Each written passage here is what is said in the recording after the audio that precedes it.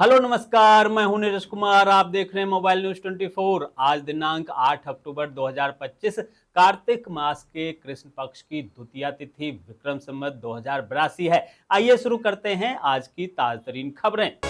प्रधानमंत्री नरेंद्र मोदी आज यशोभूमि नई दिल्ली में एशिया के सबसे बड़े दूरसंचार मीडिया और प्रौद्योगिकी कार्यक्रम इंडिया मोबाइल कांग्रेस 2025 के 9वें संस्करण का उद्घाटन करेंगे। कांग्रेस पार्टी की केंद्रीय चुनाव समिति आज बिहार विधानसभा चुनाव के लिए उम्मीदवारों के नामों पर मुहर लगा सकती है। इस अहम बैठक की अध्यक्षता कांग्रेस अध्यक्ष मल्लिकार्जुन खड़गे करेंगे। यह बैठक वर्चुअल तरीके से होगी, जिसमें पार्टी के कई वरिष्ठ नेता और चुनाव समिति के सदस्य शामिल होंगे। आज है भारतीय वायुसेना का स्थापना दिवस, जिसे वायुसेना दिवस भी कहा जाता है। इस दिन देश के वीर वायु योद्धाओं के साहस, सेवा और बलिदान को सम्मानित किया जाता है। प्रधानमंत्री नरेंद्र मोदी आज से 2 दिवसीय महाराष्ट्र के दौरे पर जा रहे हैं, जहां PM Navi Mumbai international airport के पहले चरण और मुंबई मेट्रो लाइन के तीसरे चरण का उद्घाटन करेंगे। यहीं पर प्रधानमंत्री नरेंद्र मोदी और ब्रिटिश प्रधानमंत्री सर कियर स्टारमर के साथ चर्चा करेंगे। राष्ट्रीय भुगतान निगम एनपीसीआई आज से भारत में डिजिटल भुगतान के लिए बायोमेट्रिक ऑथेंटिकेशन शुरू करेगा। इसके तहत यूजर अब लोकप्रिय घरेलू भुगतान network unified payment interface UPI पर चेहरे की पहचान और फिंगरप्रिंट के माध्यम से ट्रांजैक्शन को अधिक सुरक्षित और आसान बना सकेंगे। बिहार विधानसभा चुनाव में एनडीए को जीत दिलाने के लिए प्रधानमंत्री नरेंद्र मोदी 10 सभाओं को संबोधित करने वाले हैं, जबकि नीतीश कुमार प्रतिदिन 4 सभाएं करेंगे। वहीं प्रधानमंत्री के अलावा रक्षा मंत्री राजनाथ सिंह, गृह मंत्री अमित शाह और भाजपा के राष्ट्रीय अध्यक्ष जेपी नड्डा भी कई सभाओं को संबोधित करेंगे। जरूरत पड़ने पर प्रधानमंत्री की सभाएं बढ़ाई जा सकती है। केंद्रीय वाणिज्य मंत्री पीयूष गोयल ने कहा है कि भारत और अमेरिका के बीच व्यापार समझौतों की पूरी संभावनाएं हैं। इस पर लगातार बातचीत जारी है। यूरोपीय संघ और भारत के बीच भी व्यापार समझौतों को लेकर अच्छी चर्चा चल रही है। गोयल ने आगे कहा कि अमेरिका में शटडाउन मोड होने के बावजूद बातचीत जारी है। दोस्तों, आगे बढ़ने से पहले आपसे रिक्वेस्ट है कि अगर आपने अभी तक इस न्यूज़ को लाइक और कमेंट नहीं किया है तो प्लीज़ लाइक और कमेंट कर दीजिए, क्योंकि आपके लाइक और कमेंट का मैं कब से इंतजार कर रहा हूं। और जैसा कि आपको पता है, कमेंट करने वाले लोगों के नाम हम न्यूज़ के लास्ट में बताते हैं, इसलिए न्यूज़ को लास्ट तक जरूर देखिए। राष्ट्रपति द्रौपदी मुर्मू ने भारतीय सशस्त्र बलों की सराहना करते हुए कहा कि उन्होंने ऑपरेशन सिंदूर के दौरान राजनीतिक दृष्टिकोण का प्रदर्शन किया।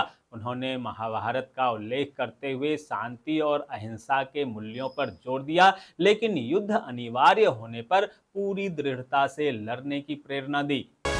सुप्रीम कोर्ट तमिलनाडु के करूर में हुए भगदड़ की सीबीआई जांच पर 10 अक्टूबर को सुनवाई करेगा, जिसमें 41 लोगों की मौत हो गई थी। भाजपा नेता उमा आनंद ने सीबीआई जांच की मांग को लेकर याचिका दाखिल की है। कल केंद्रीय कैबिनेट की बैठक में कई महत्वपूर्ण निर्णय लिए गए, जिसमें 4 नई रेलवे परियोजना शामिल है। बडोदरा, रतलाम और भुसावल वर्धा के बीच तीसरी और चौथी लेन के निर्माण को स्वीकृति दी गई। वहीं इटारसी चौथा बीना के चौथे लेन को भी मंजूरी मिली। केंद्रीय मंत्री अश्विनी वैष्णव ने बताया कि इन रेल कॉरिडोर से 41% यातायात होता है और इन्हें मजबूत करने के लिए कई परियोजनाएं शुरू की गई है। समाजवादी पार्टी के नेता अवधेश प्रसाद ने कहा है कि इतिहास गवाह है कि वोट की चोरी नहीं बल्कि वोट की डकैती की गई है। उन्होंने विशेष रूप से अयोध्या के मिल्कीपुर विधानसभा क्षेत्र का जिक्र किया, जहां वे विधायक थे और सांसद बनने के बाद सीट खाली हुई थी। बिहार विधानसभा चुनाव में असदुद्दीन ओवैसी ने मिथिलांचल में 24 उम्मीदवार उतारने का ऐलान किया और एनडीए पर जमकर निशाना साधा। उन्होंने एनडीए पर अल्पसंख्यकों के खिलाफ काला कानून बनाने का आरोप लगाया।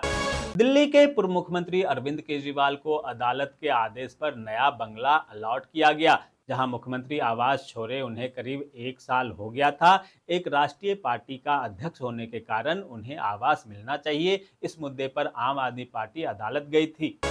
पंजाब के कपूरथला में स्वास्थ्य विभाग की टीम ने बड़ी कार्रवाई करते हुए 4 क्विंटल नकली खोया बरामद किया। यह खोया राजस्थान से अमृतसर लाया जा रहा था और मिठाई की दुकानों में सप्लाई होना था।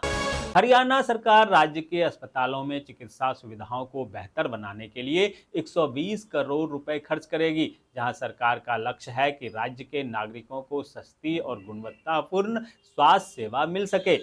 उत्तराखंड के सीएम पुष्कर सिंह धामी और स्वास्थ्य मंत्री के निर्देश पर खाद्य संरक्षा एवं औषधि प्रशासन यानी एफडीए उत्तराखंड की ओर से पूरे राज्य में प्रतिबंधित और संदिग्ध कफ सिरप के खिलाफ अभियान जारी है। इसके तहत बिक्री और वितरण पर खास नजर रखी जा रही है।